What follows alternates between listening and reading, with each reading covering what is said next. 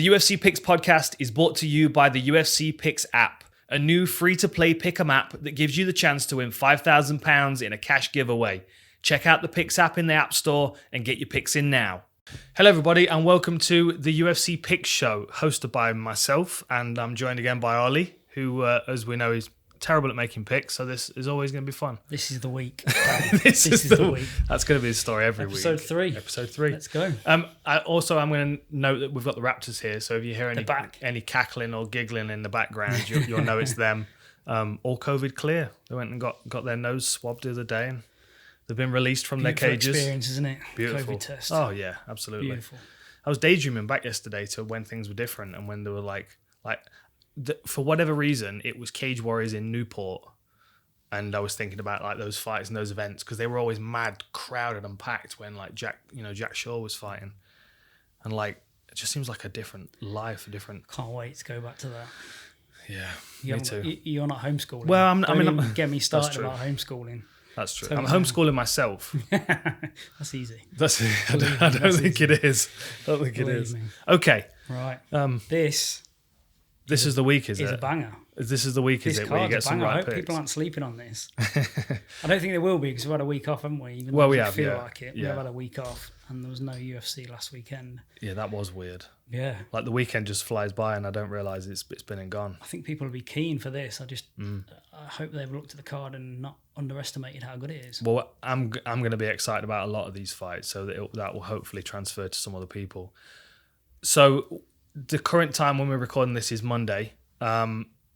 And we're working with a couple of different fight cards. So the most up-to-date one is that I've got in front of me is the Wikipedia one, plus a couple of other fights that we know are on that card. We're a bit subject to change, aren't we? A little bit subject to change. But so what we're going to do is we're going to talk about all 12 fights that we know are on the card right now.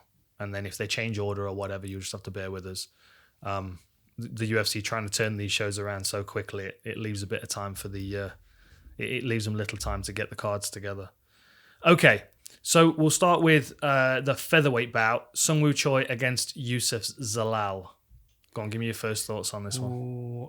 I think this is going to start this big card off with some fireworks, don't you? I think so. I mean, although Tapology has got Valiev against Martin Day, but that would also do the same thing. Yeah, that would also kick it off big. Now let's focus on this one. Zalal against Choi. Yeah, I think this is great. I think Choi is really, really, really good fighter, and I think he's had a bit of a tough run. This will take him 2-2, I think, in the UFC. Mm-hmm. And we spoke about Ewell last week, didn't we? Yeah. And how good he is, and that was a hell of a fight. Horrible debut. Yeah. Horrible debut. Because there's just no breathing room in that fight, and when you've got someone who's a wrestler like Nick Lentz, who wasn't able to keep Ewell off him, like Choi's a tall, rangy, kind of awkward striker, but he just couldn't keep him off. He did pretty good, right? He did do pretty good. He did well for what he was up against, but it was a horrible UFC debut. Yeah. And he probably did better than he should have done. Yeah. I think that's fair. Yeah, definitely. Yeah, the odds were against him going into that one in a big way. I mean, the thing, Movsarla was coming in as the M1 champ as well. And so solid. We both agreed he's going to be a really good prospect, right? Mm-hmm. And I think Choi dealt with him as good as he could deal with him. Yeah. Because he's long and he's tall and he's got quite crisp striking, I think. Mm-hmm. And obviously he didn't have a chance to get too much of that off against Ewell, but he did what he could do. Yeah. And I think he's gonna bring some fire to Zalal. I think so. It's just because they've both got a nice high pace of striking. They're both up for a fight, but the difference is you've got Zalal that's going to be on his bike moving away like he was against what's his name? Why am I forgetting his name? He was on the Fight Island card, the first one. No. Hang on. Austin Lingo. Right. How'd you forget a name like Austin Lingo? Yeah. So like he forced Lingo to chase him constantly and it got really frustrating for him. But he was also punishing him as he was on the way in. So you've got Zalal who's going to be skirting the octagon as much as he can, and I think that's going to allow Choi just to kind of try and walk him down and strike with him. And he's Choi. He strikes crisp and straight, right? So he's down the pipe, and I think he's going to catch him a little bit. You watch the Topuria fight, how many times he could have got subbed. Like that was an easy way out there for him if he was too tired and didn't want it anymore. And 5 or 6 times he just kept working. And, you know, I know he lost that fight at the end, but he, you know, he did pretty good, didn't he? Yeah, he did. Yeah. And this like Seungwoo Choi is, the challenge for him is going to be getting to Zalal. Yeah. If he can get to him, he can hurt him.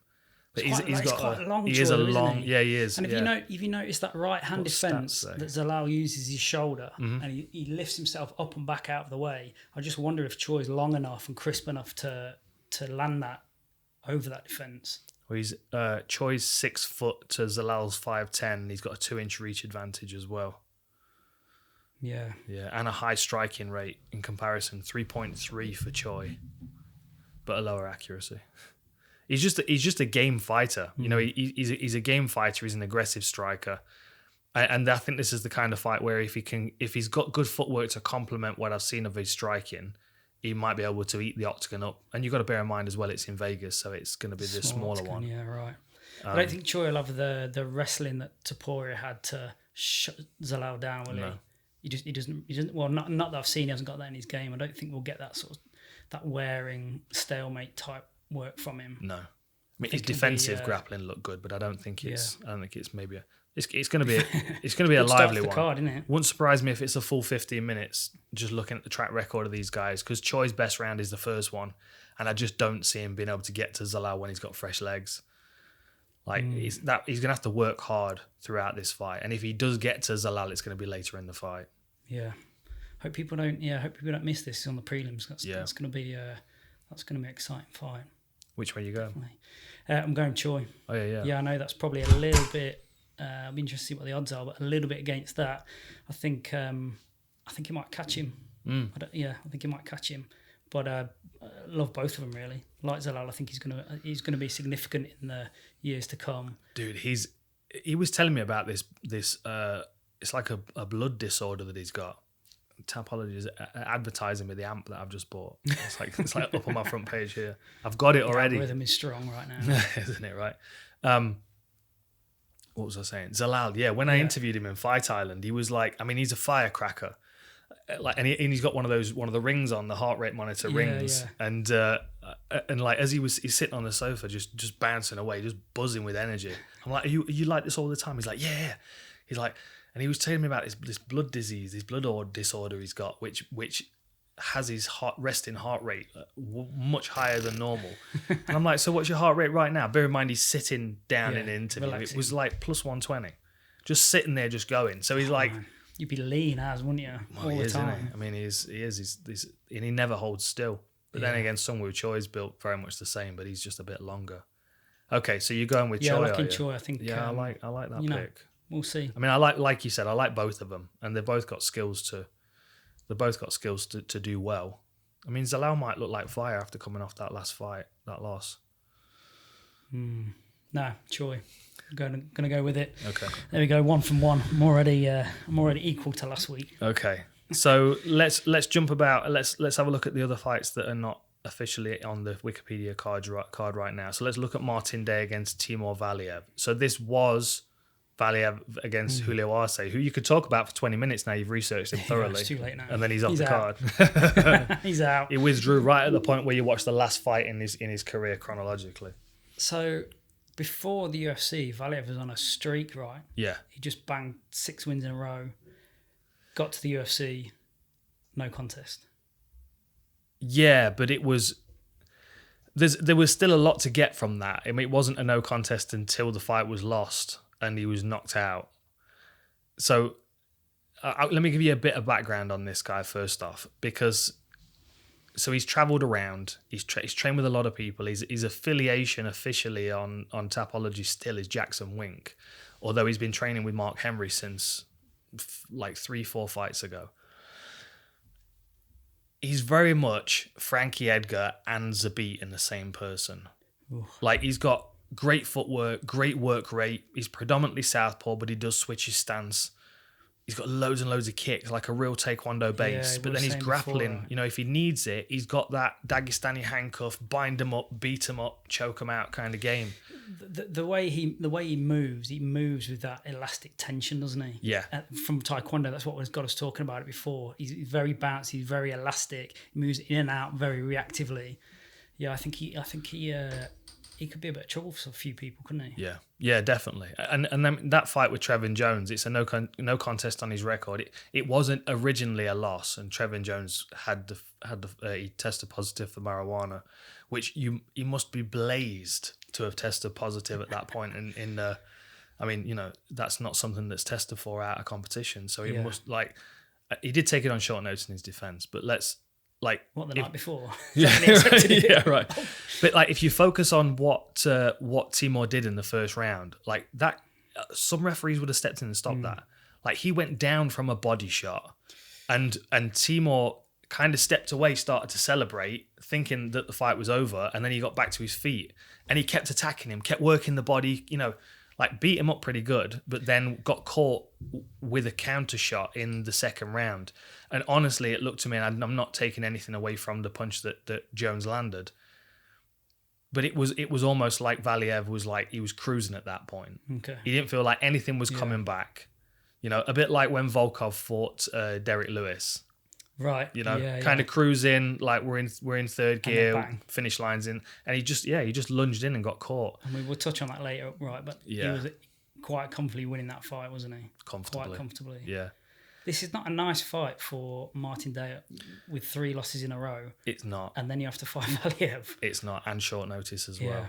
But then of all the fights that Martin Day's had, this is the kind of fight that's going to let him shine. Because he is, I mean, you know, he does have good strikes for his weight class. He does have, good power for his weight class, should I say. He's got a good striking arsenal. He's got a Taekwondo background. Lots of kicking in his game. But he's got fast hands as well. And he's just, like, you know, he has had a bit of a bad run. I mean, this is going to be an electric fight because both of these guys are very, very talented. But like, you look at like split decision loss to Li Ping Yuan, who's just a difficult person to get a hold of. Then you get caught. He got caught by Davy Grant, which was a good performance by Grant. And then the guillotine against Anderson dos Santos, he got caught slamming him. He was just being lazy. He's in the saloon now, isn't he? It's a horrible place to be. 3 in a row. Backed up, last chance. Yeah. But you know, that's like Valiev isn't a killer at this level. Like he's not obliterating people. If anything, he's hurtful, but he's not damaging. If that makes sense. Yeah. I'm still locking him in. Oh yeah. I mean, I'll be honest. I enjoyed researching him, and it often gets to the time now where I'm like, oh, who have I got to watch now? I'm like, okay, let me soldier through a couple of fights, and it's good because I'm kind of in a different place when I'm watching them, and you know, I see more patterns and stuff. But sometimes, very occasionally, I'll put a fighter on, and I'm like, oh, like I'm learning things by the way they're stitching together. So what? When you started watching him, what made you go like that? What was it? Because he's got a very lively kicking game, but it's very well applied. And what you see from most people crossing over to from Taekwondo to MMA is that they can't fully apply the kicks because they don't understand the breakdown of the range. Like they feel like the answer to everything is Taekwondo, like automatically. Like, that's why I got kicked off the football team because my answer to headers was kicks. Oh. So like I end up catching somebody in the face with some studs when they were going up to head the ball and I was kicking it. Like it kind of becomes that's a rule set problem. It's like it's like an automatic like second nature thing. Like Taekwondo almost encourages you to like, you know, switch the light off with your foot and like it's almost like an ambidexterity, but not with left and right, but with hands and feet. Yeah, right. Bit like BJ Penn with his with his leg control when he's grappling. Like and most good kickers get caught trying to kick all the time. Barboza, another one. Right. You can run him down because he tries to kick against everything. And you feel like Valiev has better understanding. He just applies it a little bit better. Yeah. Has got the skill, but it knows how to apply it. Knows how to apply it. Yeah. Nice striking skills. Struggles to finish. Mm. Has been in lots of fights where I felt like he was just all over the guy. Just couldn't finish. This is a narrative we'll come back to with some people further up the card, isn't it? Stamann. Yeah, that fight in particular, I looked at that and I thought to myself, that could be a banging 15 minutes. We'll chat about it later, but Volkov as well to some degree. Yeah. Yeah, okay. Valiev, lock him in. Okay. I like him. Exciting. I'm afraid Rosa and Edwards has been thrown on me. It's been thrown on you? Yeah. I won't necessarily say I threw it on you. Not prepared for it at all. Okay. You might have to cover this one. But I will say, I really liked Edwards when she was on Fight Island. Yeah. I really liked her. I thought she was super athletic. Seemed to maybe need a bit of time to settle in, but hot prospect, right? 100%. You're absolutely on the money. And I can wrap this one up pretty quickly. And I mean no disrespect to Rosa, but this should be a pretty easy pick for Edwards if she's the fighter that I think she is. So that first fight on Fight Island, it was like she took it on short notice for a start. She was a little bit kind of, she was attacking immediately, wasn't she? She had that armbar attack, which was really nice. But her strength is her striking. I remember saying this to DC before the card started.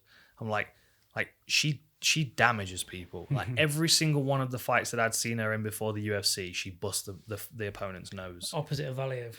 Opposite of Valiev. Brutalizes people. Opposite. Aggressive, fast hands, smashing elbows and knees, really nice Muay Thai. She's got a purple belt in Brazilian Jiu-Jitsu, but I feel like it's a purple belt in Jiu-Jitsu maybe, but I think it's a stronger asset in MMA. The way that she was attacking. Who's she training with? Where's she out of? Not sure. I don't. It wasn't a gym. It wasn't like a big gym. No. Carol Rosa's coming off that split decision win over somebody else on the card, Laura Procopio, who's fighting Molly McCann, and that was a hard fight to get through to watch because you got Procopio throwing single shots and Rosa basically just walking her down with decent low kicks and a decent jab. If Edwards is the fighter that I think she is, then I think she should be all over her. Yeah. And Rosa looks durable. She looks tough. She's a big girl for the weight class. It won't surprise me if she takes a beating first, but I just think Edwards is a bit better everywhere. Right then, I'll lock in Edwards. I thought you were going to go opposite. Seems like a gimme pick now. I'll take that. I'll lock that in. Okay. Well, let's then roll straight onto Molly McCann, Laura Procopio, because it kind of follows on. So, because Rosa fought Procopio last. I'm going to try and say this with the utmost respect possible. Go on. I couldn't find one thing about Lara that I enjoyed watching when she was fighting. It was difficult to enjoy researching. Apparently, a BJJ is really good, right? World champion, yeah. Solid, but doesn't have the takedowns to back it up. Yeah, one way or another, she's going to have to get someone to the floor, and her striking was not pretty to watch, was it? It's all single shot stuff. Yeah. It was all single punch stuff. But, very little head movement. Maybe 2 punches at a time at best. Well, I didn't. Yeah, with the utmost respect, I did not enjoy watching that. Yeah, the game plan clear for Molly is that she keeps this fight on the feet and she boxes her up. Yeah, she absolutely should be winning this fight. She should be for sure. Absolutely. She's worked with Paul Reed, a friend of ours. So she's going to be fit. She's going to be strong. She's going to be healthy. I know he's big on cultivating health in his athletes, keeping them close to the weights. They're not cutting massive amounts. And that sure. Kind of stuff. So she's going to be in good physically. She's going to be in good condition. She should be winning this fight. She should definitely. It's going to be a test of her takedown offense though, because like Molly can get a little overzealous and she can get caught and taken down. And if that happens, then as she's scrambling, there is a risk of her giving her back. And that's when we might see some of the skills of Procopio that's got her to the UFC. Yeah. Her debut wasn't much, but then again, her takedowns were just shut down immediately by Carol Rosa. And she didn't have the striking to compare. It was a lot of single shot stuff. And the more she got discouraged with the grappling, the less she wanted to commit with strikes as well. Yeah, I feel like if we were in, if we're in Molly's camp, we would have a limited stress about the takedowns. I know the consequence of what could happen if it wants to get to the floor is quite high, but the takedowns aren't great. Mm-hmm. You'd probably be advising to get in there, get in the pocket and let her hands go. Yeah. And she'll do some damage because Lara takes shots. She leaves herself in that pocket long enough that she's going to take some damage. And I think, Molly just should definitely have the striking to win this fight. Agreed. I'm definitely locking Molly in. Molly, right. Yeah, okay. For sure. So you've gone Choi, Valiev, Edwards, and McCann so far. So 2 more on the prelims as we've got it. Mike Rodriguez, Danilo Marques next. Yeah. Rodriguez has stuttered a bit, hasn't he? Hasn't found any form, hasn't found that flow and that rhythm that, His finish over, what's his name, was good though. Pragneo. Did you watch that? We'll watch that. I did watch it. Oh, last time round when we were looking at Pragneo. Yeah. I haven't watched it this time. I watched it last time round. It's just, fighters live off that, they get in this flow state and they get the confidence and, win after win after win. It's such a powerful space to be in, and he just doesn't seem to be able to find that right now. I don't know a lot about Marques. I know he's a big boy at 6'6", and I think he's a black belt under Damian Maia, so he's gonna have some serious ground game. He looked very uncomfortable in his UFC debut, though. I mean, he was fighting Khadis Ibragimov, he's a bit of a chaotic, messy fighter as it is. Like, very aggressive, very scrappy. He did land great low kicks. I will say that. Like, the low kicks that he landed were probably the thing that got him that fight. But he didn't look comfortable. I will say that. I would say because of who he is as a fighter, or because he was he's on the big stage, and was he overawed by the UFC? You think? I don't know, mate. He's just not comfortable in that stand-up range. He's not. I mean, he's not had many fights. I mean, he's only had 12 fights. Do you know what I mean? Like, he's still early in his career. How old is he? I mean, he didn't look particularly young either. So there might be a pressure there with it being, he's 35. He's 12 fights into his career. He's on a 3-fight win streak, and he's 35 years old. Like, it's got to work now. Otherwise it's done and gone. Yeah. Like that might be a pressure. I mean, I've heard that from a couple of other fighters. They've been kind of like, well, if this don't work out, I'm back to the oil fields or the whatever else it is. It's like you can put pressure on yourself, and maybe because it was his UFC debut, maybe there was a pressure there. And Ibragimov, like I said, he's a bit of a lunatic. Like, he is just wild and messy. Marques got the wrestling to get Rodriguez on his back. I think so. He's got decent body lock stuff from what I've seen. Trips and reaps, gets him past half guard. That's probably going to be his path to victory in it. I would think so. Going to make it. I mean, Rodriguez is more. I mean, he's a good southpaw Thai boxer. He's got wicked elbows and knees. The thing I'll say in his defense when it comes to grappling is that he works with Joe Lozon, and like Lozon kind of took him in and like basically tuned him up as an MMA fighter from a Thai boxer. I like Joe Lozon. Yeah. I like him a lot. He, not that I've ever been coached by him, but he seems like he'd be a great coach. For sure. Cerebral, especially because he's kind of, I mean, he's like a veteran, but he's like a new school veteran. Yeah. Like, you think back to when Joe Lozon made his UFC debut, which blows my mind. He was like 20. Yeah. He looked like he was 11. He was about 21, and he made his debut against Jens Pulver, who was returning to the promotion. Different decade. Just a different decade. Different generation. And ran through it. Like, wrecked Jens Pulver, who was always one of my favourites. When I saw that, I was like, this kid's good. You know what? I'm going to go with Marques. Oh, yeah. 35. This is his shot. Backed up against the wall. Go get him, mate. Go get him. Yeah, lock him in. Yeah. Put him in. I've got to roll the dice. I'm just on the record while the Raptors are out. I think that's a good thing. Okay. Oh, I'm used to not great picks, so we're all good. Preliminary main event. How is Clay Guida still fighting? I'll tell you why. It's because he's got a big Lebowski tattoo on his back. That's why. He's chill. 39. He's super chill. He's 39. Yeah, but Johnson's 34, and he looks like he's had a lot of hard fights. Johnson does. He never looks like he wants to be in there, in my eyes. He's had a lot of 35 fights he's had. Been knocked out twice, submitted 9 times. That is not a record you see very often, is it? It's not, especially not in MMA. Although there was a point where I think BJ Penn's record was 16-12, and he was a champ. Yeah, right. So yeah, I'm glad he's back at lightweight. That's the first thing I'll say. Because Johnson, I always thought he looked kind of unhealthy at lightweight, and when he cut down to featherweight, I was like, oh, that's too far. It's going to change over time, isn't it? That's going to change. The thing is, when someone changes a weight class, sometimes it's like, okay, I'm changing weight classes because I felt like this is the right thing to do for a while, and I'm going to do it now. Other times they're like, oh, I picked up a few losses in this weight class. Maybe I'll move a weight class and refresh my career. And almost always they move down if that's the game. Yeah, tactical, isn't it? Yeah, it's like, well, maybe I'll be a bigger, stronger guy in a lower weight class. It just doesn't always transfer up. Sometimes it's better to go up. I mean, Michael Johnson, I wouldn't say is big enough for welterweight, but he's definitely too small for feather.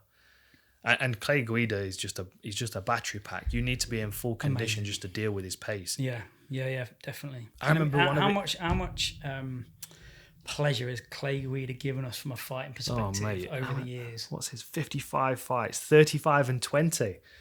I mean, that's a This might be veteran. This might be it. This might be it for both of them. I was thinking that the wrestling this might slips. Be it, but he is a mainstay on the UFC roster. Oh, of course he is. If mate. Anyone is, if he ends up losing this with his fourth loss, if anyone is gonna get an extra shot, you'd think they would probably look after Clay Guida, right? Yeah, but you look at that record though. Since 2011, since the end of 2011. His records looked a bit like a traffic light that couldn't make its mind up. He comes to play, doesn't he? We go. Let's start him off. Let's start him off with his 3-fight win streak in March 2010. Triangle jaw injury against win over RDA, win over Gomi, win over Pettis 10 years ago. Then he went lost to Henderson, lost to Maynard, beat Haoki, lost to Mendez. That was when he went down a weight class, was it? Yeah. Haoki at featherweight, another guy. I mean, he made featherweight a bit easier, I would say, but he didn't look quite as unhealthy. Lost to Mendez, beat Kawajiri, lost to Bermuda, beat Peralta, lost to Thiago Tavares and Ortega, which was a fight he was all over Ortega for the first 2 rounds, and then got caught with that knee when Ortega needed a finish in the last round. His record is like how he fights. Up, down, all up, over down, the place. Can't decide what I'm doing. All over the place. One of my favourite fights to be live, in fact, it's fight of the year 2009, was when he fought Diego Sanchez to a split decision. And the best thing about that is that it was at the Pearl and the Palms, which had about 2,000 seats. And it was just like, it was intimate. Bouncing. It was bouncing. And you've got Clay Guida, who just doesn't hold still. He was getting slapped around his face by his brother before he walked in. And you got Diego Sanchez like spitting all over his face. I'm not sure whether that was when he was a nightmare or a dream or somewhere in between. I don't know. I think he's a Jedi Knight now. Zombie state. But like Clay Guida got kicked in the head in that fight, and it was like someone had put a spring on his ass. He just bounced back to his feet. It was amazing. What a hell of a... And another story I'll tell you about that fight is earlier in that day, because I was staying in the same hotel as the fights were happening, Guida was down by the pool, like 6 hours before the event started, in the blazing Vegas sun, with his headphones on, just sweating like Techno Viking, but with too much hair. Brilliant. Oh, what a legend!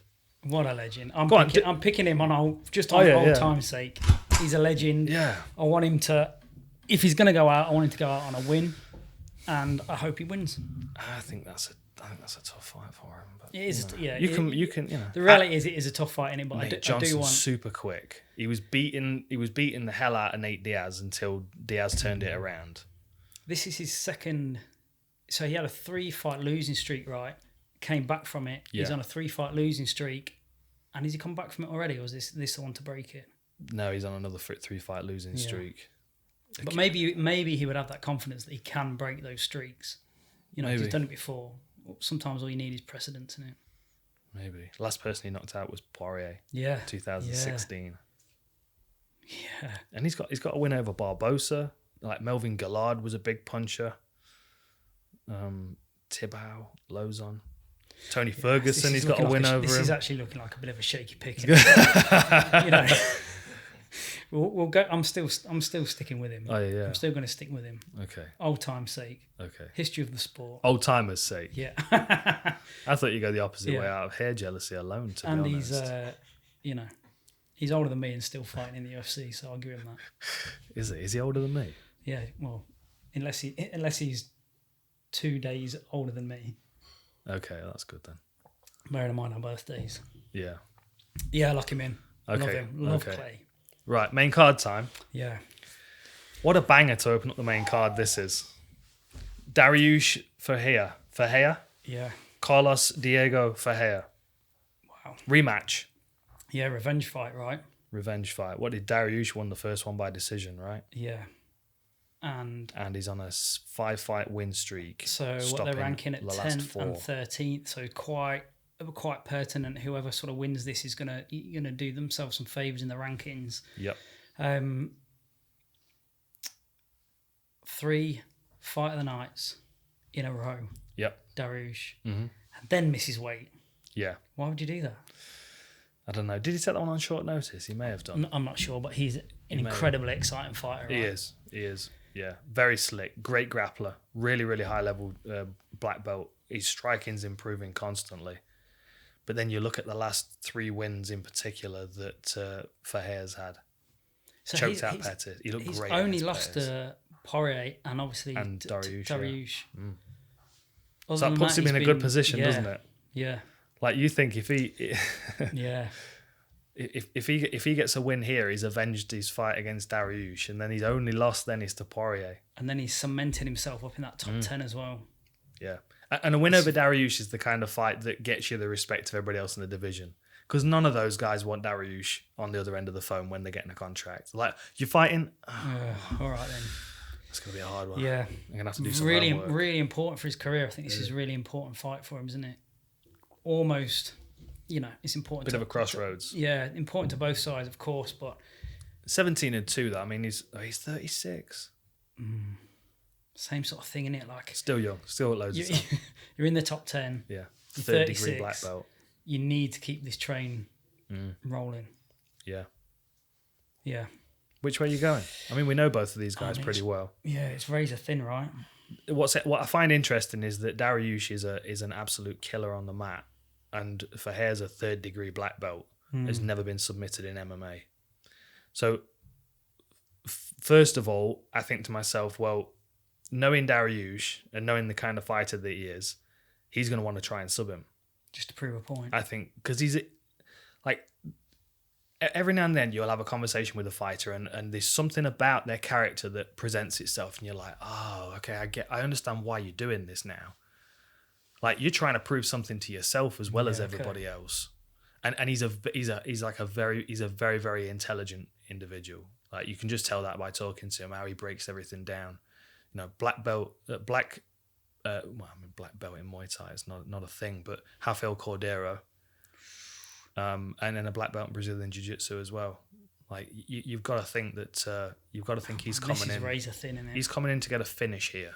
There's no way that he's not. I mean, you look at his last few fights as well. Like, he's making a point of finishing guys.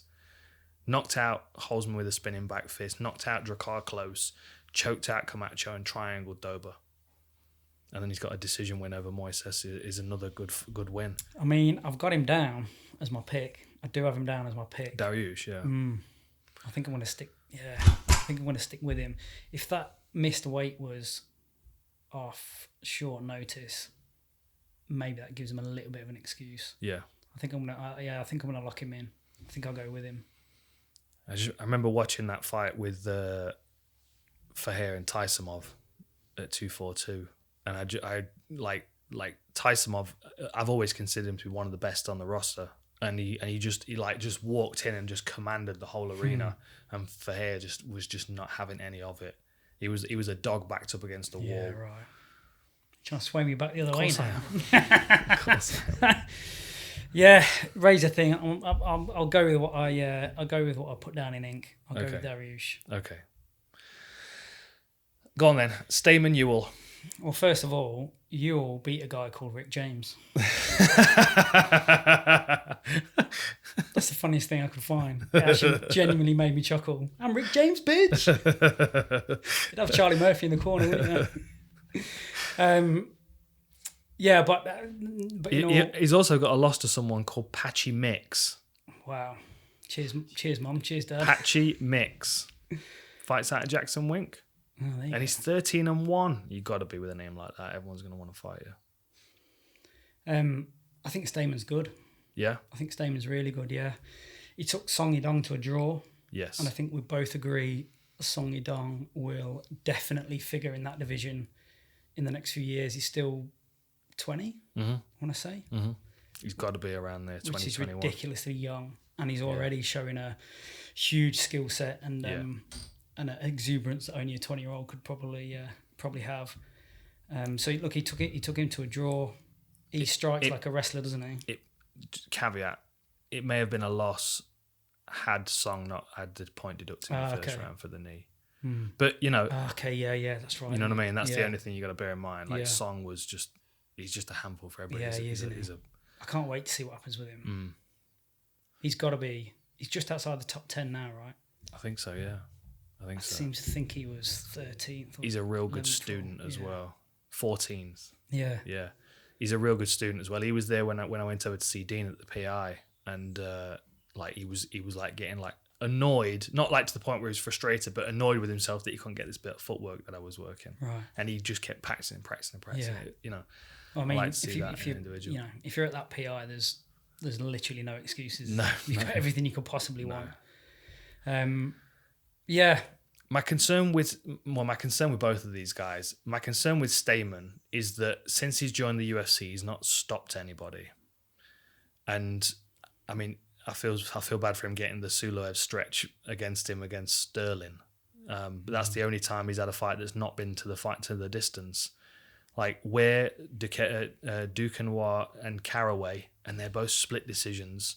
And then Alejandro Perez, unanimous decision, Kelleher decision. I'm not saying they're not good wins. It's like a double-edged sword, isn't it? So, you're going into that fight to win the fight. So if you have to win by decision, you sort of have to win by decision. That's not the ideal outcome.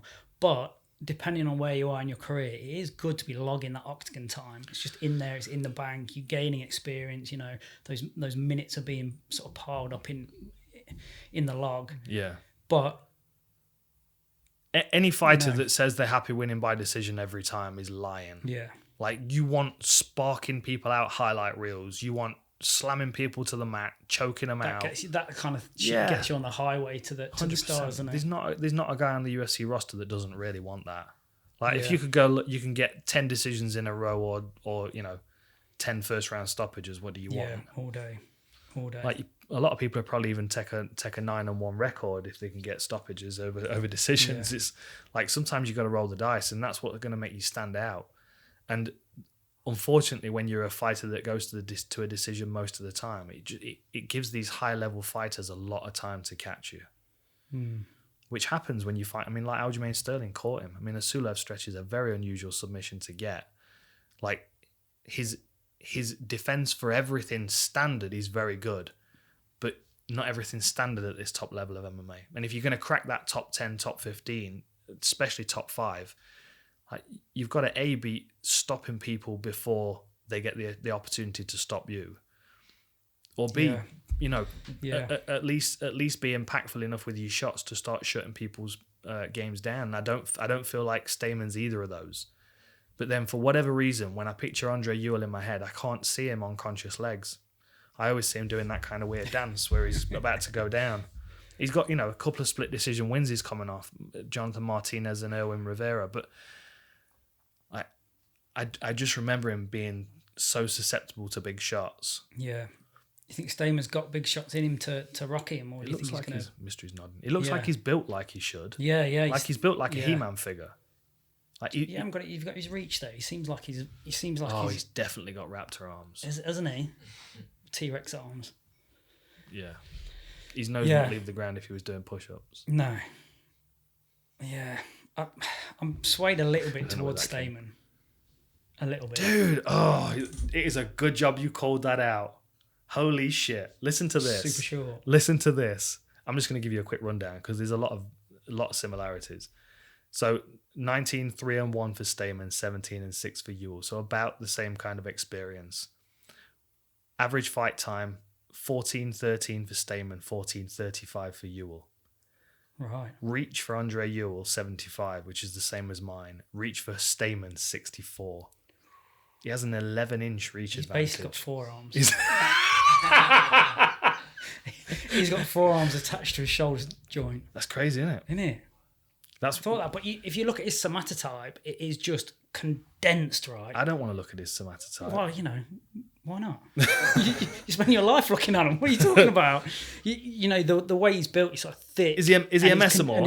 He's seriously. Is he mesomorphic? Seriously mesomorphic. Not endomorphic. He's a bit bigger on the skin. Yeah.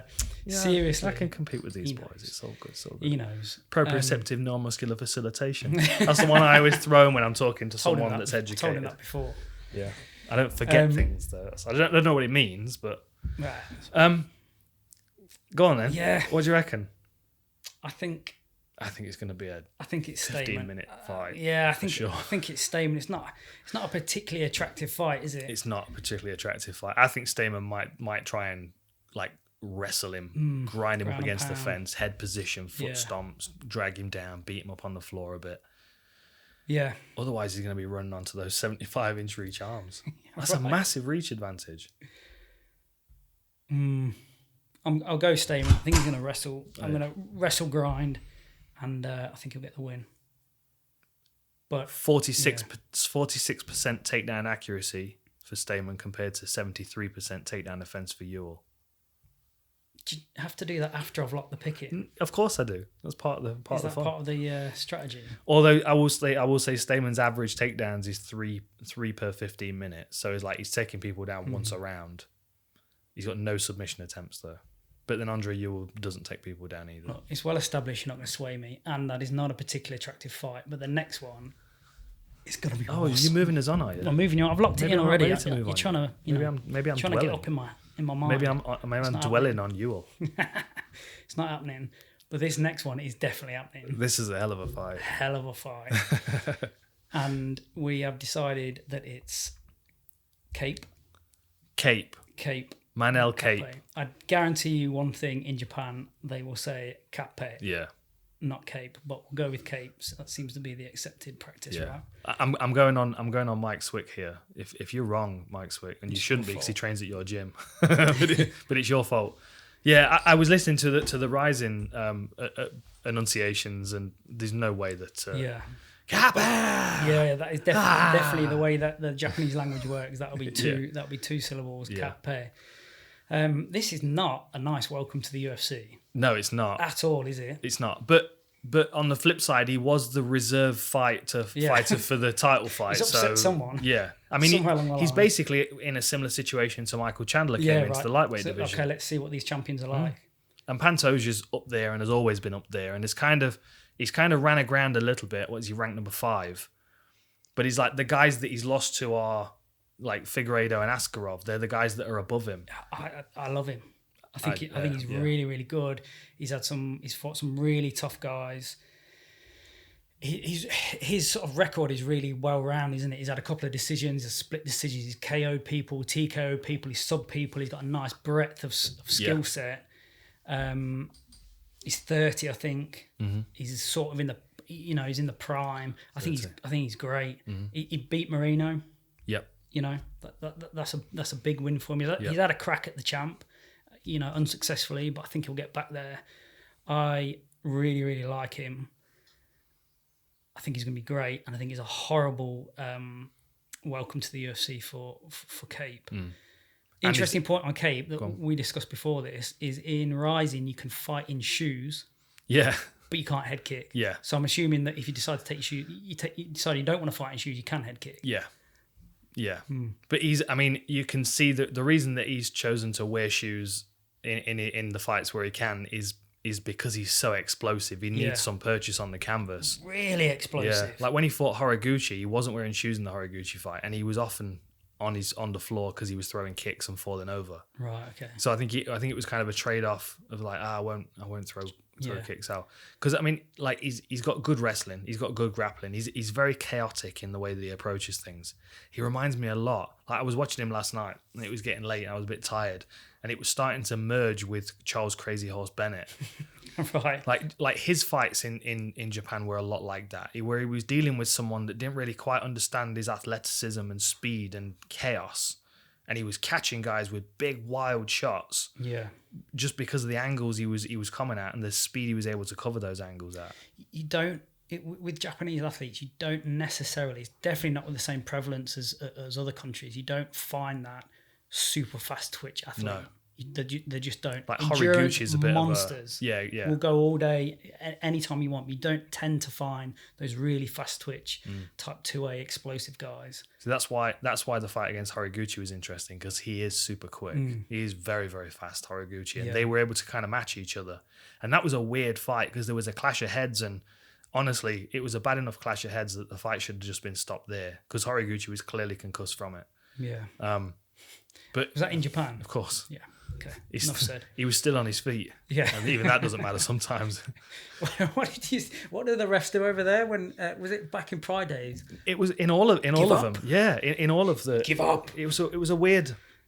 Like when I was fighting in Cage Force over there, and like I was fighting Monma in the second round of the tournament, and he was triangles for days. So there's often times I'm like, you know how I like to get deep into a submission before I escape. I'm like trying to squeeze out of this triangle, and I've got my face is like smushed up against the inside of his thigh, and I'm like struggling to breathe. And at the same time, you've got this latex glove in your finger, and he's going, "Give up, give up." I'm I'm thinking about it, but you're not helping. You know, it's like the putt at the end of the up is the question mark. Give up, give up, give up. Yeah, yeah. It's a different culture over there when it comes to competition, and I don't know whether Manel Cap's gonna transition over quite as well to the UFC, because he is very chaotic. Like there was even a point when they clashed heads, or no, he got poked in the eye when he was fighting Horiguchi. Like he was like standing at the rope, like, and somebody from the crowd shouted something at him, and he just stuck his finger up at them. and then like all of the promos that they've done with Rising, like there was one where his most recent opponent, the guy he's just knocked out in the rematch, what's his name? Asakura. Oh, okay. Yeah. So like they fought the first time and Asakura won by decision. When they were lining up the rematch, the clip was him sitting in the ring at AKA with the laptop in front of him, and when he got this call out, he just stood up and just stomped the laptop, just smashed it to pieces. Especially for Japanese TV. Yeah, right. I mean, it might have been a bit of promo, but he's definitely a bit wild. There's definitely a craziness to him. But then that's matched in Pantoja. One of the reasons why I like him. Yeah, he's a maniac. Yeah, he's got that craziness, that wildness in his eyes. I remember calling his fight against Neil Seery, and he was just like, he's just got this. He's got. Was it Askarov? Yeah, that was an amazing fight. Yeah, it was. Yeah. I mean, you know, I got a load of shit for it, but he was my wild card pick for champ by the end of the year, Pantoja. Well, I'm definitely locking him in. Yeah? Yeah, definitely. I think he's very exciting. But at the same time, he does leave himself vulnerable. Has he ever been stopped? He's never been stopped. Yeah, he's only ever lost by decision. Yeah, right? He's never been stopped. And he's fought some punches as well. He kind of is one of those guys I can imagine him being the champ. Yeah. Just about. Yeah. Not locked in, but I can just about imagine him. You know, if he puts a few more together, gets another crack, you know, that could be his time. Yeah, I felt the reason that he lost to Figueiredo when they fought the first time around was just because Figueiredo was a bit more patient, and Pantoja does put himself at risk in order to land sometimes. Which, if you're fighting someone like Cap, who's got big power. Yeah. Nah. Lock him in. Yeah. Pantoja. Okay. Definitely. Okay. We're almost at the co-main. So Reneau against Macy Chiasson.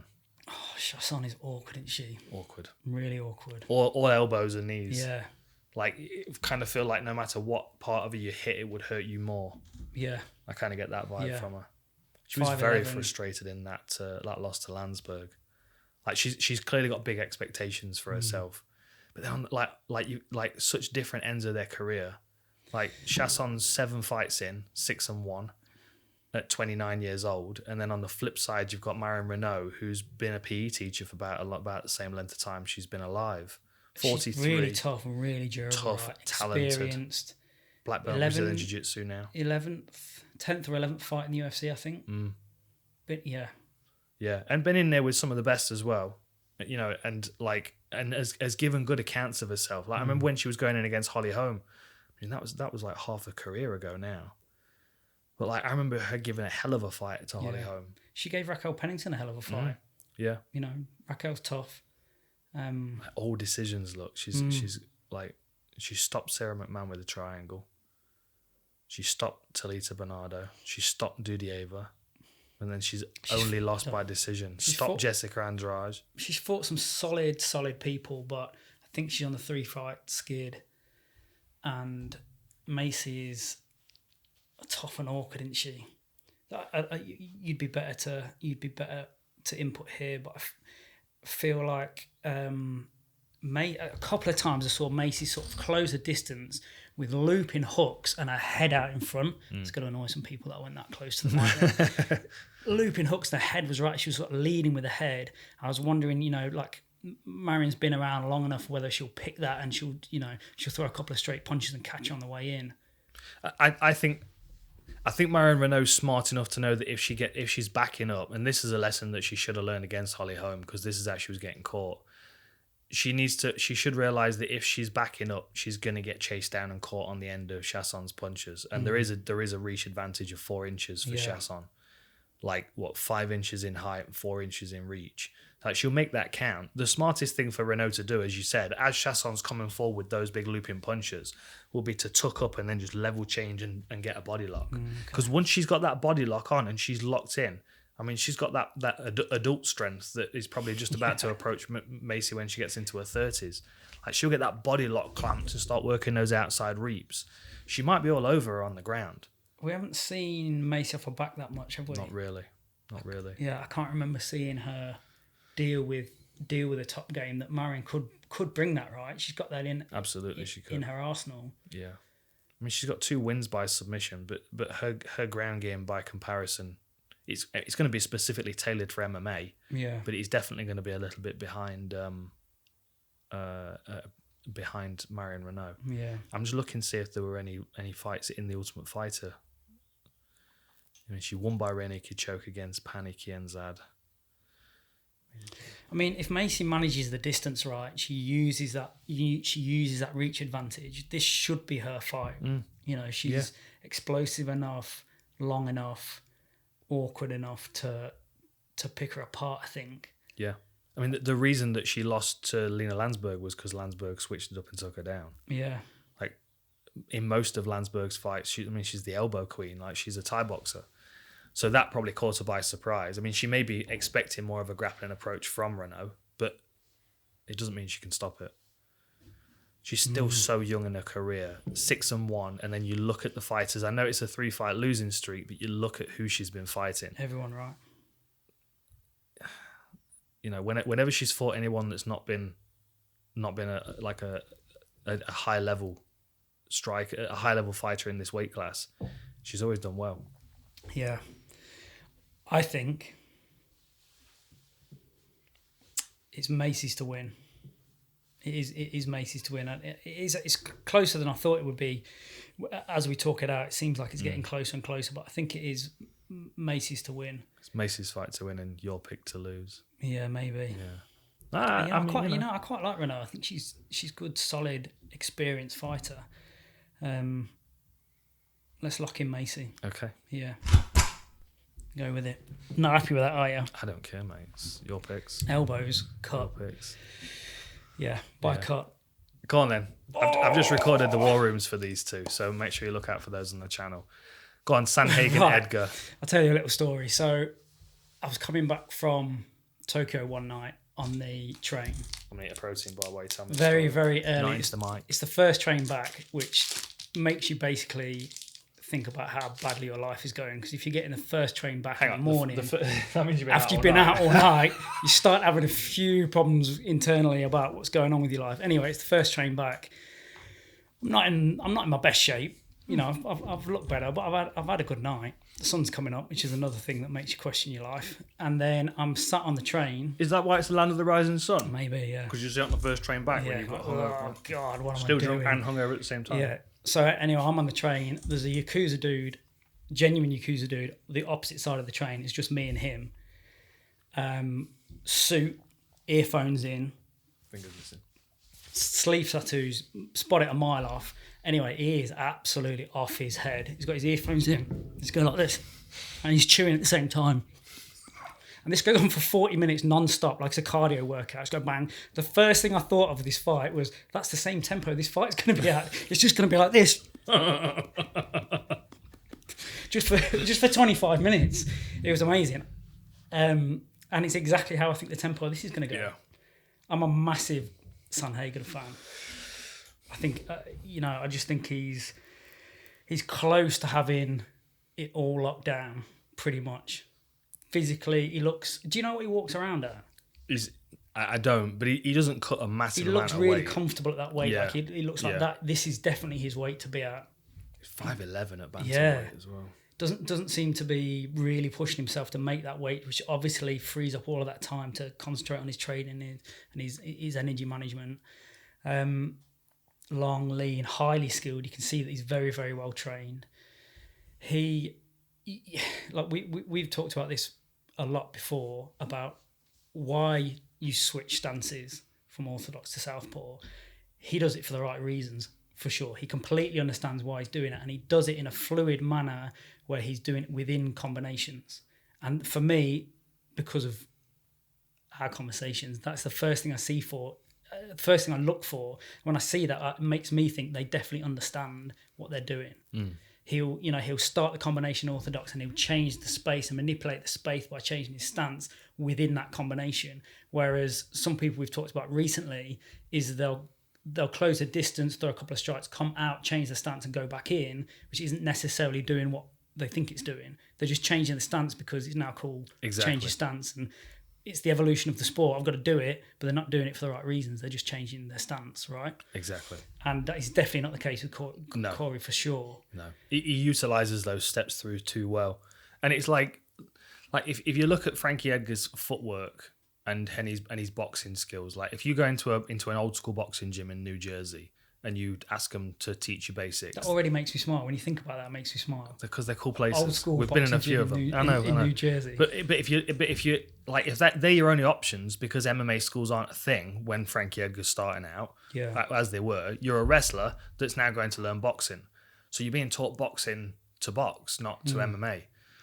And unfortunately for Edgar, like he learned all of that footwork, which served him so well throughout the most of his career. But now he's getting to the stage where he's now starting to have to adapt his own footwork to keep up. Like he had a bad habit of crossing his feet at one point, and Aldo punished him badly for it. The thing that he's finding now is that as he's taking on these younger fighters that are learning MMA together, they're understanding that I'm punching you in this direction, and if you go over there, there's no point in me pivoting on my back foot and turning into a same orthodox stance. I can go bang, bang, bang. I move my back foot forward, and I'm already on your front foot. Yeah. And if you've got two fighters working like that, you can get that space between them, which stays fairly consistent. Whereas if you have one fighter that's moving with a slower footwork, the other one's going to catch it up eventually. Going to either force it into a corner or walk it onto something. These are some of my favourite conversations we've had is about that evolution of footwork and how the whole of the octagon is being manipulated by the guy that truly understands it. In my opinion, I reckon Corey's probably doing it better than most people in the sport. I haven't seen anyone really that is doing it to that level. He just fights in a way that makes him look like he doesn't understand footwork because it's not traditional movement patterns. But his movement for MMA is much better. And he's not always adamant on controlling the space as well. Sometimes he'll allow someone to work in his direction and he'll move off and find his way in as they attack him, which is also a massive benefit for someone like Frankie Edgar. Because Frankie's good at two things. He's good at moving laterally and countering and wrestling and keeping that level change with the jab consistent. So you when you see him move, you're like, lower my hands, bang, bang, bang. Lift my hands up. Now he's in on my legs. Like that pace that Frankie Edgar brings is really useful. He must be slowing down a touch. He has to be. It's just natural. He must be slowing down a touch, and that was such a key point of difference for him. That if that starts waning a touch, I hate seeing him get hurt. He's a bit of an icon of the sport, right? He's that tough, proper tough. Some of those wins where he came back from just getting those Gray Maynard fights with Gray, right? He just got beaten up and came back to win it, and you couldn't help but sort of fall in love with that archetype of who he was. But he's definitely getting slower, and I just don't like. He does that. When he gets caught, he does that stiff leg, and he pauses almost for a second, and then he carries on. I almost have to turn away because I don't want to see him get hurt. Yeah. Yeah. You're going with Sandhagen, aren't you? I can feel it. I'm definitely going to go with Sandhagen. Yeah. The other point too is I think he's in Colorado and he's got that Colorado cardio, right? Colorado, amazing. Trademark. I'm having that. I genuinely. Someone's going to use that and open up a spin studio or something, aren't they? In Colorado. I genuinely did this. That's a great idea. It did a treadmill test, a maximal treadmill test. 30 seconds on, 20 seconds off, as many times you can at set speed, many times you can. I did it in Ottawa for a week, 3 times a week. Then we went to Colorado for 2 weeks and did it 3 times a week for 2 weeks in Colorado, many as I can. I think I probably got to maybe 10 in a row in Colorado. Then we went to New York week after, so dropped down to sea level, 22 on the bounce. So I'd just been hammering myself at obviously at altitude, dropped down. There might be a little bit of placebo effect here, so I knew this was going to happen. Dropped down to sea level in New York and just hammered it out. Yeah, unbelievable. Yeah. Was that the same trip where you lost about £1,600 leaving your roaming charges? 1,200 roaming charges. Don't tell Wad. Damn. Yeah. There's definitely something in it. I mean, Frankie Edgar's always had like unquestioned condition anyway. I don't think, this is 15 minutes because it's co-main. Both should be a walk in the park. It should be a walk in the park for both. Despite the tempo they're probably going to set for each other. Yeah. You wouldn't think that's going to be a problem. You got to get out the gate quick if you're Frankie though. Yeah. Like if Frankie just comes and like you know when he fought Yair Rodriguez and everyone saw that matchup and they were like, oh, like I think maybe this is the end of Frankie's career, because you just felt like that's his MO, right? Please write me off. Exactly. Just write me off. You just felt like Yair Rodriguez was going to do some spinning 360 heel kick and just knock him out, and then that'd be the end of Frankie's run. And he just manhandled Yair Rodriguez. He might do that here with Corey. He might come in, he might clamp onto his legs, force him to the canvas, and then keep stacking him. In which case, that height and reach then just makes you like uncomfortable. You just get cumbersome. I mean, Sandhagen's takedown D and his work once he's been taken down is pretty good, right? Yeah. Just constantly switching hips and moving and making it very, very difficult to pin him down. He does sometimes have to dig himself out of a rough first round, though. Right. And if Frankie starts fast... He got caught early by Aljamain, right? He did. Which... And Alcantara was all over him. Yeah. He subbed him in the first as well. Yeah.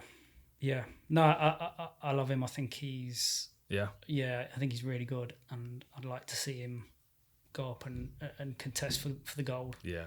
Choose him with your heart, I see. Same as the Conor fight, right? It went well that time. You got so much shit for that. It was hilarious. Come on, main event then. Heavyweights. Heavyweight veterans. Ooh. Right. Go on. That is one of the most ridiculous records I've ever seen. It's got to be in MMA, right? Bajanski, Bada, Spong, Saki, Ertz, Vitor, Shogun, Chuck, Mia, Krokop, Hunt, Brock. Ridiculous. It's ridiculous. Ridiculous. Like he's fought everyone worth fighting, basically, and he's beaten a lot of them. Yeah. And he constantly reinvents himself. Yeah. Like he starts out as a Dutch kickboxer, then he's a guillotine wizard, then he's a weird kind of counter puncher boxer where he's like doing this kind of weird shifting. Now he's a grappler and ground and pounder. It seems weird, like someone's gone, do you know what guillotines are? And he's gone, yeah, I do. Fuck, I'm going to get really good at that. And he just does that for a bit. Yeah. And then he finds something else, he does that for a bit. But obviously what it's ended up being is he's super well-rounded and everything. He does confuse me, though. And we touched on this privately the other day. So as you go up through skill set, obviously your reaction to a stimulus becomes just enough to counter that stimulus. But he seems to react to stuff quite a lot. So if someone sort of closes the distance and throws some hands at him, he'll slip out the way, but he'll slip out the way by about 3 foot when he could slip out the way by about a few inches. And it confuses me because it seems to me that by his level of experience and skill set, he would have that down. He would just do the minimum amount to nullify the attack. Yeah. Or he's been hit so much that he'd rather not get hit again. But the thing is, the margin for error at heavyweight is obviously, it's much narrower because these guys, I mean, look at like the Jairzinho fight. Look at that, 5th round, 4:56. He was 4 seconds away from winning that fight comfortably on scorecards. Like, when you know the margin for error is so narrow, don't take the risk. Yeah, and you're fighting guys that are very awkward. Like, I mean, every single one of those fighters that he's faced is an awkward striker. Like Rosenstrike is fairly fairly well polished, which is why he was able to stay away from him for almost 25 minutes. Yeah. But then Olenek looks like he's punching, I don't know, it looks like he's got those balloons on his hands. Like he's just kind of awkward and just weird. And Walt Harris as well has not got a traditional skill set. He's always moving around and doing weird things. Sakai had quite a nice systematic approach, but then, you know, yeah, I think if he's fighting someone that has got movement patterns that are unfamiliar to him, he gives him a bit more space. Yeah, and I think that's why he's so good at decision making in MMA, which is why he's still in the sport as it is. I mean, obviously, yeah. I mean, he's been knocked out, but it's been by the biggest punches in the division, like Rosenstrike and Ngannou. Stipe stopped him, and you can't say Stipe's not a big puncher. Yeah. He got taken down by Blades and stopped on the floor with elbows, but then went to Blades' camp, which is also Colorado, right? So he's got that Colorado. You know, circling back around to what you're saying, watching his physique change over the years as he go through his career, horse meat and no horse meat, and a bit more horse meat and a little bit less horse meat. It's fascinating, right? Yeah. And then for me especially, it was interesting to see what that then did to what he could do in the octagon, because and how it changed his style. Yeah. Yeah. So the other day I watched him against Chuck, and he comes out in the Thai stance and he's super springy. Like he's super springy. Every time Chuck came anywhere close to him, he'd throw a knee and it'd be like lightning. And he was kind of lighting Chuck up for a little bit. Kicking the mic. Yeah, I'm getting excited. The whole table. It's fine. Even my mic moved then. Get to the main event, I get excited about it. That's it. You're banging on the table next time. I will, yeah.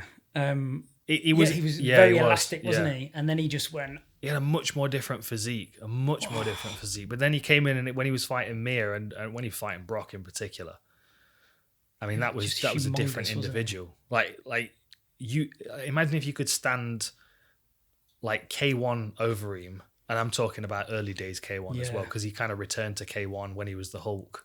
But like if you stand those two people next to one another, they don't look like the same individual. No, and his brother as well, Valentin Overeem, he's a monster. He was a little bit earlier than Alistair in the MMA scene, but Valentin Overeem had a real name around Europe. Was a scary individual, but then brought Alistair in and trained him up. And the best thing about that Chuck fight is when Dana gets in the ring afterwards. Dana's got like he's got a massive bowl patch here and the rest of his hair. He's young and he's like. He's got a suit that doesn't quite fit him. You know, so it was amazing. He would have been Chuck's agent at the time, right?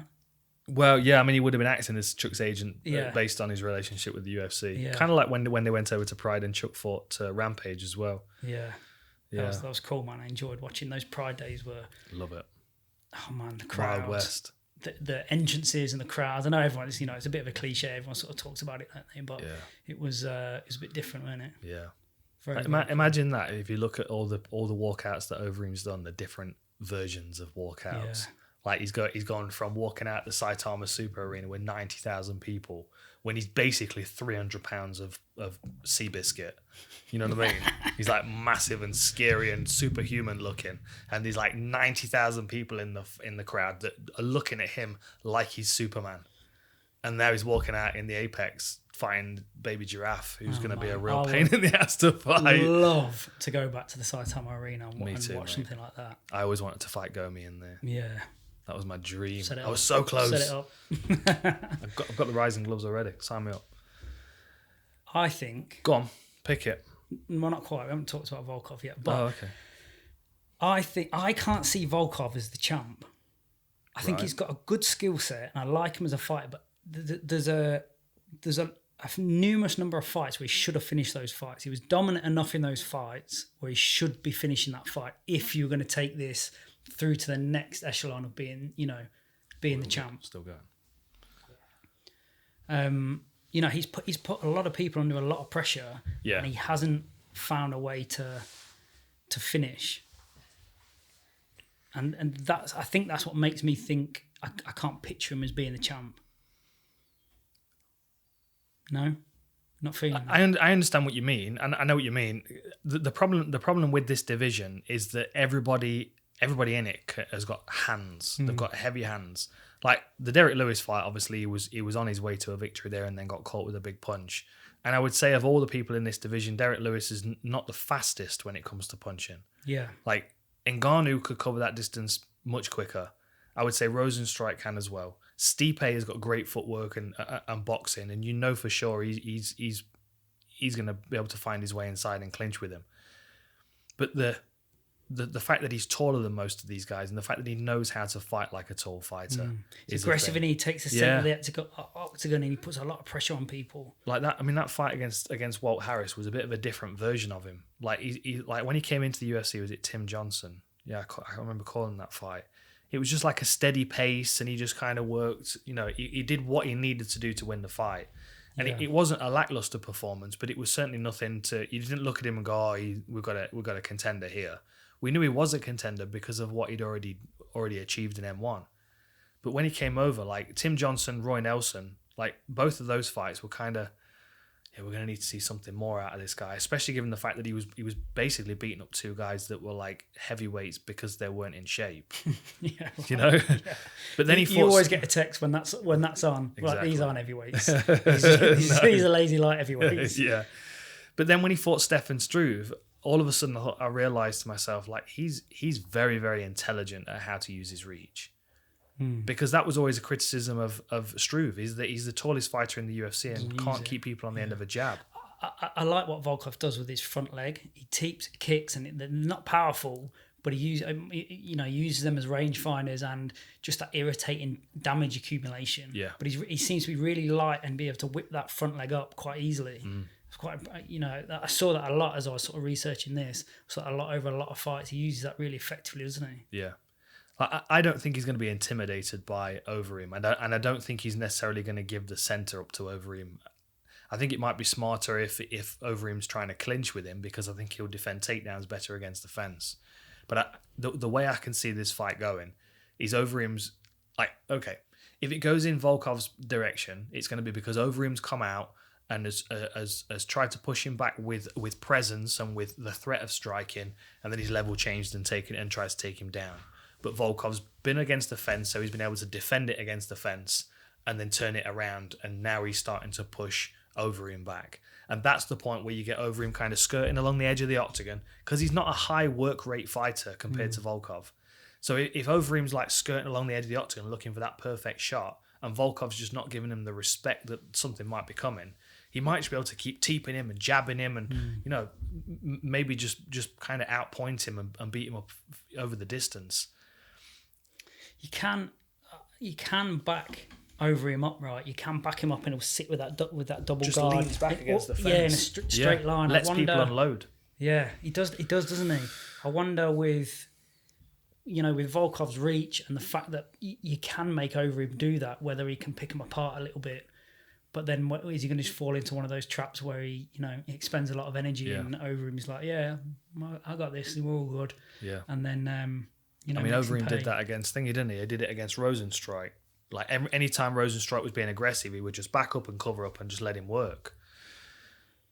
I would argue that Volkov's not going to stand in the boxing pocket and unload hands. I think his attacks are going to be more varied. Okay. So, like, even if you are covering here, there's still that front kick to the midsection, which completely dismantled Walt Harris.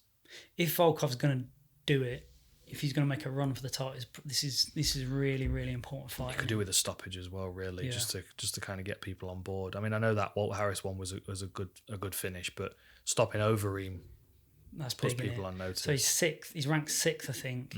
If he wins this, he's sort of he's putting himself. He doesn't want to drop down in the Olenex and the JDS. You don't want to be down there. That's a tough place to then have to start that run again. Yeah, exactly that. It's a big opportunity for him. Yeah, for sure, it's a big opportunity. But with the amount of experience he's got 40 fights, 32 wins, 21 knockouts. Overeem's 47, 18 and 1, and in MMA, right? Yeah, front kick to the face from Volkov. TK on the ground. You know what? I don't like picking against Overeem, but I think Volkov. I think Volkov might do it. You haven't. Can we just note down? Under no pressure at all from Mr. Hardy. Overeem's experience, and he's wily. He's got good. I reckon Overeem's going to come out and take him down and ground and pound him. yeah. So you're going for? I'm gonna go for Volkov, but that is a very likely scenario that could happen. I'll give you that.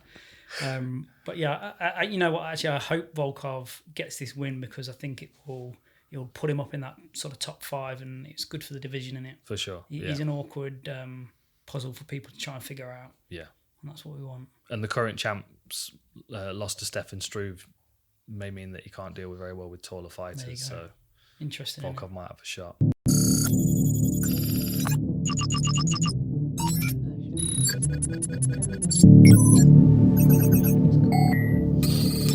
What's up, YouTube fam?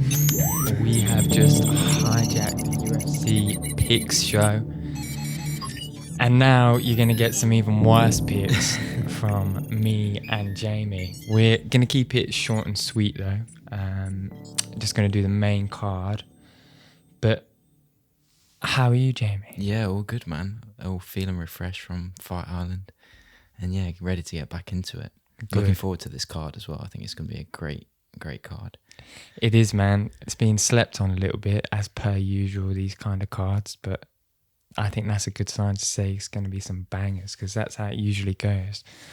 First fight on the main card, Ferreira and Dariush. Yeah, I think this will be a good fight. I'm looking forward to this fight a lot. I think it'll be a back and forth, just a good battle between them both. I mean, I've picked Carlos Ferreira over Dariush on this one. Have you? Yeah. I just think, I mean, they've both got, coming off good win streaks at the minute, but I just like Ferreira. Last time I seen him fight, I think he's got good momentum, and I think he'll beat Dariush. I'm going to go the other way. Oh, okay. I'm going, actually, I always say his name, Neil Dariush. But it's Benil, isn't it? Benil I need to Dariush, get that right. Yeah. Everyone slays me in the live chat when I'm saying these names. They are tough. Some of them are really tough though to get your tongue around. Yeah, they are. Benil Dariush really isn't that hard when you look at the name. No, I just completely ignored the B. But he's awesome, man. He's really, really good. I think we are going to see a submission finish here. What, from Dariush? Yeah. Okay. Well, how do you think it's going to end? Well, I think it's going to go the distance, to be honest. Do you? Yeah. I think Carlos Ferreira is going to beat him over the distance. Yeah. Yeah. And they have fought before as well. And that was a decision. Dariush won on decision. But I think it's going to be like that again, but Ferreira's going to come out on top. Ferreira is good, man. He's a nice guy as well. What about, all right, so we'll go on to the next one. Okay. Cody Stamann and Andre Ewell. What are you saying? Right, I think I'm going to go for Cody in this one. Well, I'm a bit torn, to be honest, because I think if Cody goes in to wrestle Andre, and I think if Andre knows that, he's going to try and get him up through the centre, like with knees, punches up through the middle. So I think he could potentially get caught with something like that. But I'm still going to go for Cody. Yeah. I like Cody. I think he's a good man. I've been really impressed with Cody. We've seen him in the PI as well, watching him train, and he seems like he's got really good work ethic. And he was there with Son Yadong as well, who he fought a draw to. Son, I remember speaking to Son, and he even pointed out like that was probably one of my toughest fights I've ever had. And like Dan and Ollie were saying, Cody's got some reach as well. And I think if he can play that well, I think that's Cody's fight as well. So I'm going to go for Cody as well on that one. Yeah. Well, Cody's got like a 7 or 8 inch reach disadvantage on Andre. Oh, is it the other way around? Andre's got the long reach. Is it? Yeah. Right. Well, I'm still picking Cody.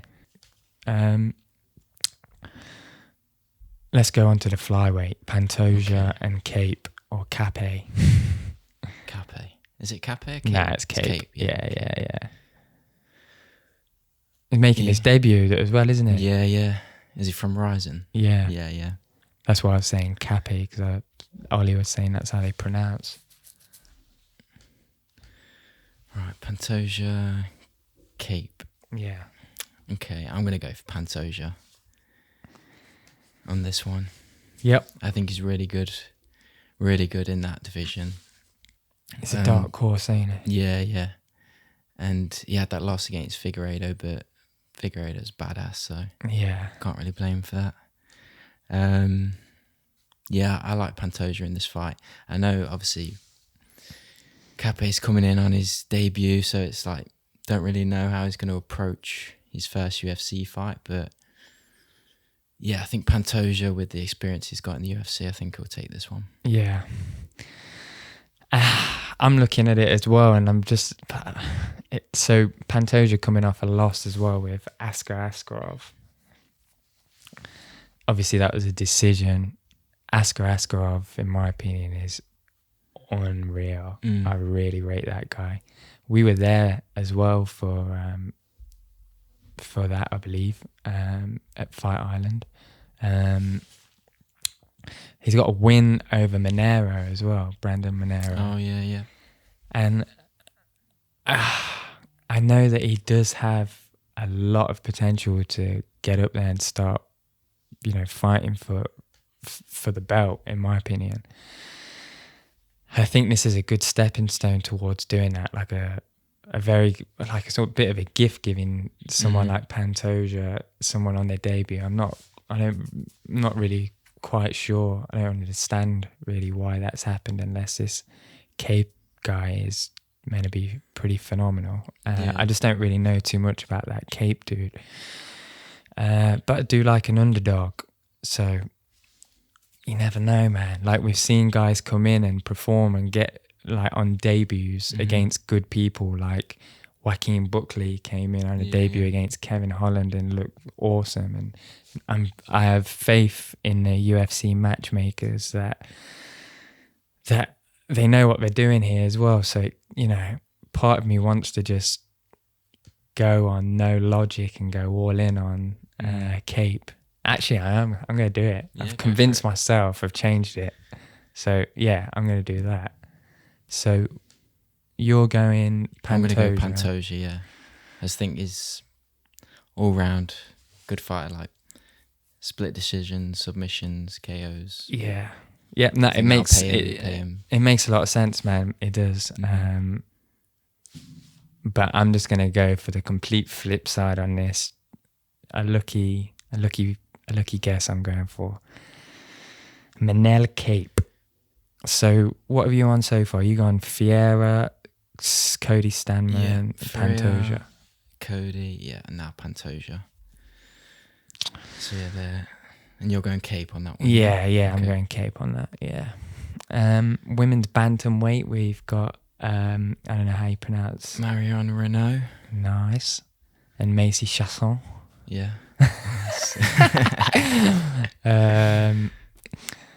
I'm going to go Macy. I don't really know too much about both of these guys other than girls even, other than Macy. She's fought a lot more. And I think I have quickly had a look as well. I believe Marion is on a 3-fight losing streak. Yeah, she is.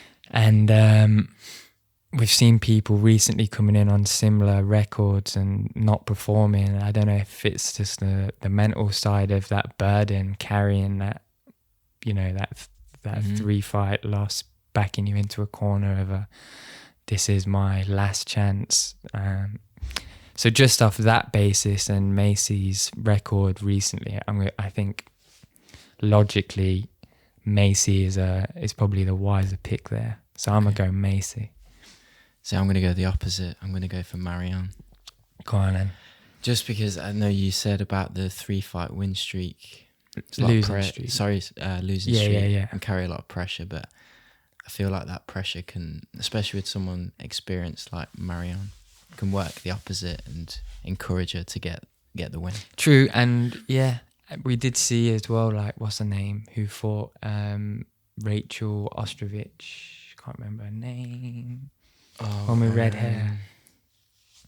Gina Mazzani. Yeah, Tina Mazzani, that's it.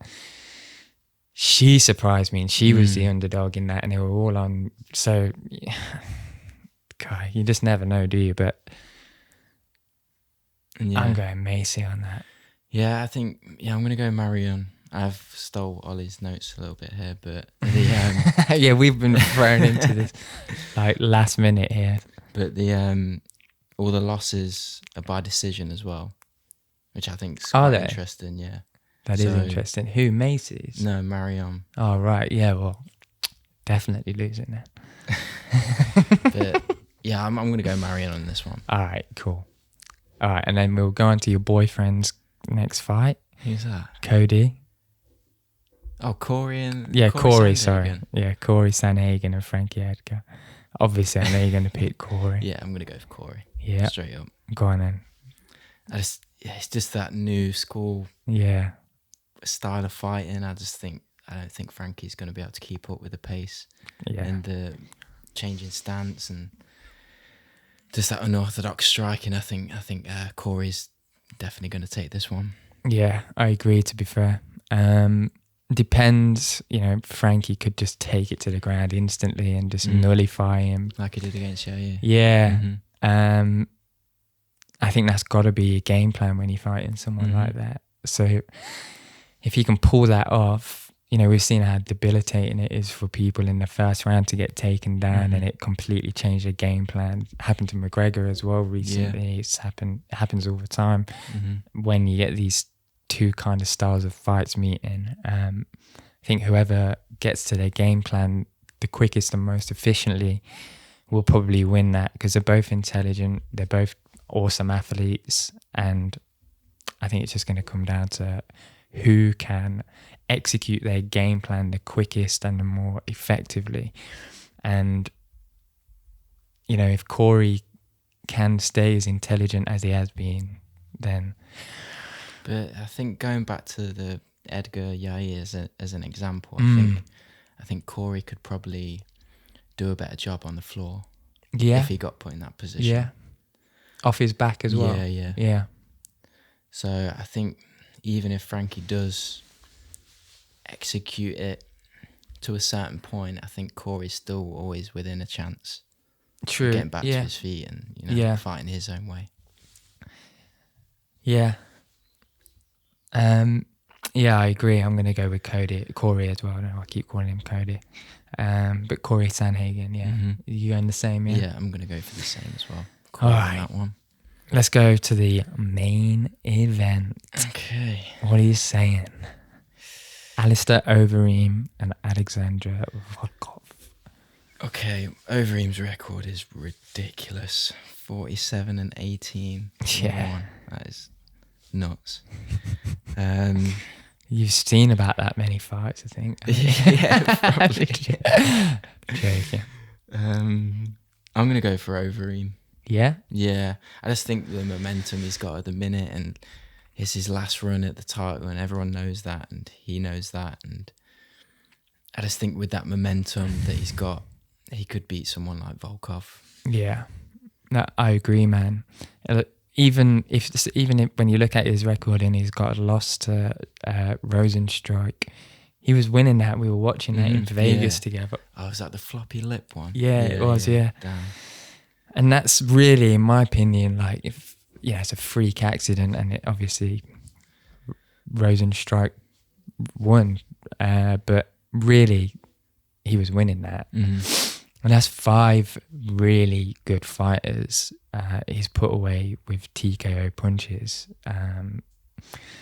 Sergey, Olenek, Walt Harris and Sakai, all TKOs. And he probably was going to get the decision on Rosenstrike. I just think he's just an intelligent fighter, really intelligent fighter, and I think so is Volkov. Like, that's one of the things that stands out when Volkov fights other people is, to me anyway, he seems really intelligent inside that octagon. He's like energy expenditure as well compared to other heavyweights seems to be on par for the top end of the league, of the division even. But I kind of see Alistair pulling this off. Yeah. And I think Volkov's fought very recently as well. I think you can say that's an advantage to Volkov, but I think under these circumstances, I'd say it's more of an advantage for Overeem because when was Overeem's last? September, Sakai, wasn't it? Yes, yeah.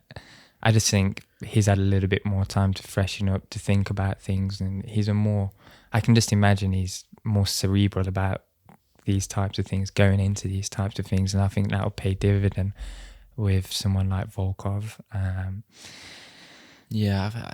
See, like you said, I just find Volkov quite one-dimensional, and I think if Overeem in his last fight against Sakai, get him to the floor, like wear him out, just ground and pound him. I just think Overeem's got a lot more to his game.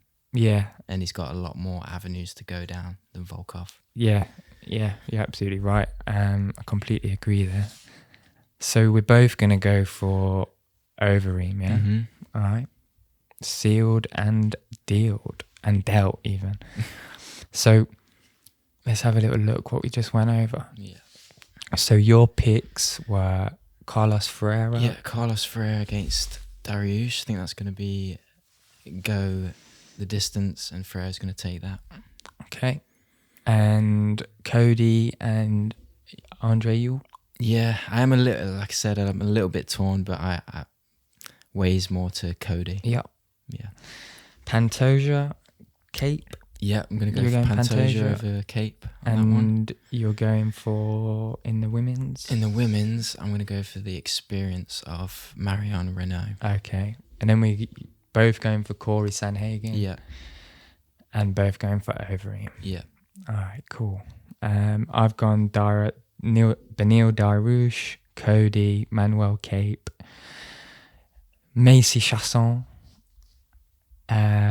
Corey Sandhagen, and Alistair Overeem. So we've just chose different twice. Yeah, just the co-main and main event we've agreed on. Oh, right. Yeah. And the rest all differ. So, do you think you're going to beat me? Yeah. Yeah. Yeah. Super confident. Really? Yeah, I do, yeah. Wow. This will be interesting when the next one, the review happens. Yeah, well, we've seen what confidence does in your picks from Ollie's. It goes nowhere. Nah, that's cool then. So we're done, yeah? Yeah, all good, man. Awesome. Let's see how the fights go. Let's Looking forward to it. Thank you for tuning in. See you next time. Remember, you can play with all of the other UFC fans on the new UFC Picks app, available for download on Apple iOS, Google Play, or visit www.ufcpicks.com. It's free to play, and there's a chance to win £5,000 cash. Participants must be 18 years of age or older, UK and Ireland residents only. Terms and conditions apply, and remember to always play responsibly. If you or a friend have a problem with gambling, make sure you seek help and visit www.begambleaware.org.